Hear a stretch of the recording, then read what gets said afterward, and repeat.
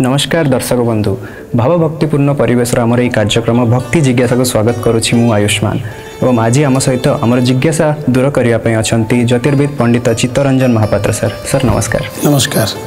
Sir. न्यायर देवता एवं ग्रहराज शनिश्चर महाराज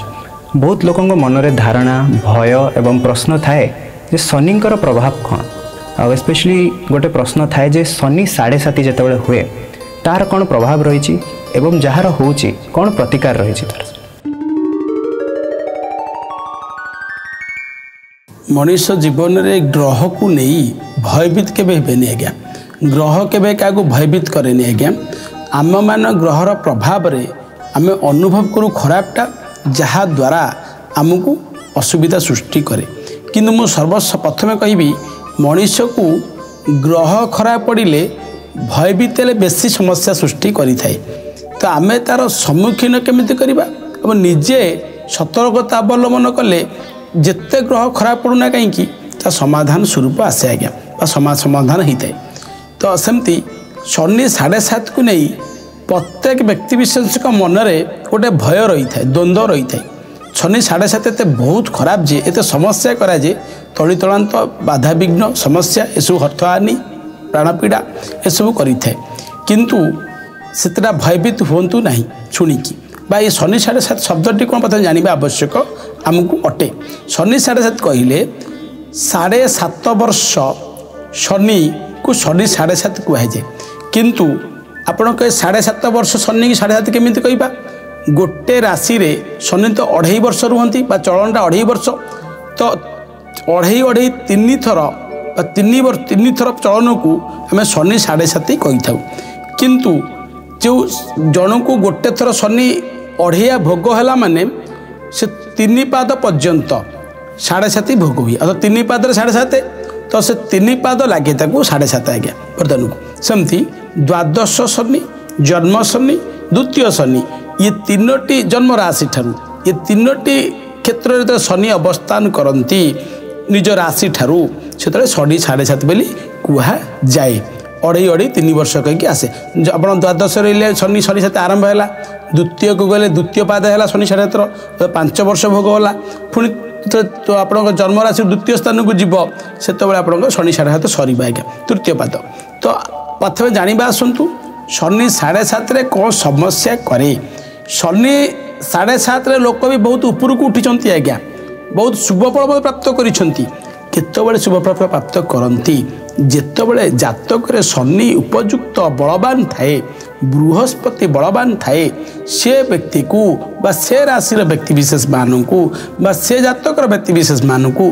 विशेष कर शनि शुभदायक होता संपूर्ण भाव में पूर्ण एक्सपीरियंस पूर्ण अभिज्ञतार मुझे कहबी मुझे कि जातक देखी जहाँकि शनि 7.5 नूतन जान क्रय कर शनि 7.5 नूतन घर भी कर समस्त सुख प्रदान पाई मान प्रतिष्ठा भी पाई आपड़ कहे अशुभ कुआड़ू है शनि 7.5 अशुभ शनि 7.5 केत हम जो स्तर नहीं कि जातक शनिर स्थिति नहीं कि बृहस्पति स्थिति की विवेचना कले विचार कले से व्यक्ति की खराब करी थाए। तो आप मोटामोटी बुझीगले शनि 7.5 केतबले हुए जो आपणकर राशि जन्म राशि ठार द्वादश शनि रही जन्म रहा निज राशि की आसो शनि जो आपण राशि द्वितीय भाव को जीव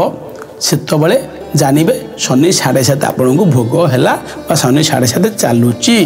तो प्रतिकार पर आसवा कौन प्रतिकार करेंगे शनि 7.5 शनि 7.5 किए आपन को उपदेश देव स्टोन रत्न धारण करूँ न बुझी न विचारी पिंधे नहीं आज्ञा पिंधिले खराब करेंगे आज्ञा शनि कौ स्थित जाने खाली राशि की गणिकी विचार करी स्टोन पिंधा नहीं आज्ञा शनि 7.5 केवल मुख्य पूजा अर्चना करें शनि मंत्र जप करेंगे बाड़ी अँला बोली एक वृक्ष अच्छी पूजा अर्चना करें शनिवार दिन प्रत्येक शनिवार क्षीर अरुआ चाउल दे धला फूल कि कला फूल दी पूजा करें तत् सहित यदि पारे बाड़ी अँला चेयर को डौरिया करी गोटे डौरिया भर्ती करी शिव मंदिर पूजा करी पिंधि पारे ता सहित हनुमान का आराधना करेंगे हनुमान को पूजा अर्चना करेंगे हनुमान को गायत्री पढ़े हनुमान पाखे आसी तेल शनिवार मंगलवार दीपदान करेंगे एवं शनि मंदिर शनि शिला सोरी स्तर शनिकर अभिमंत्रित बा पूजा अर्चना करवा लगी करेंगे यदि विशेष भाव में शनि 7.5 रु पीड़ार मुक्त पाइबे। तत्सहित गोटे प्रतिकार कहि जी निज कूल ज्योतिष बा पंडित को ग्रह विप्र को डाकी 5 प्रकार परिवा फल अरुआ चाउल एवं किछि कला रंगर वस्त्र यदि दान दियंती भी शनि 7.5 रु जहाँ पड़ी भोग होची से मुक्ति पाइब।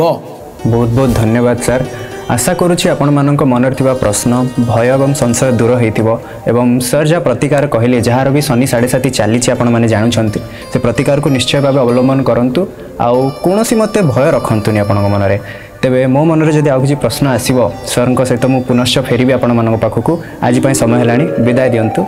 नमस्कार। नमस्कार।